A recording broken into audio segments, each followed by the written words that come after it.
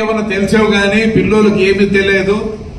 నేను అందుకే ప్రతి గుడి కూడా పట్టుకున్నా, దాని ఆదాయం ఎంత, దాని ఖర్చు ఎంత అన్ని చూపిస్తే మీలాంటి పిల్లలకి అందరికి తెలిసిపోతుంది. రేపు మీరు మతికి పెట్టుకొని ఉంటారు.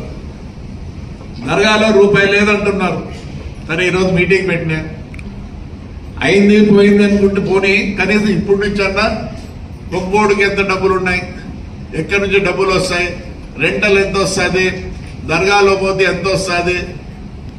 నాకు తెలిసి 2,05,000 మన ఏదో నేను అంతకుముందు దాన్ని తెరచనీయకుండా పోయి మనం పోయినప్పుడు ఓపెన్ చేపిస్తే మన వాళ్ళంతా కౌంట్ చేస్తే 2,05,000 దాంట్లో ఉంది. మరి 4 నెలలకే 2,05,000 వేసుకుంటే అది ఎప్పుడు 1600 1700 ఎప్పటికి దగ్గర 300 సంవత్సరాలు అయిందేమో ఏమో నాకు తెలిసి. మరి ఒక్క రూపాయి లేదు. ఇవన్నీ ఎందుకు తీసుకున్నానంటే కనీసం ప్రజలకు తెలియాలా ఎంత ఏమనేది.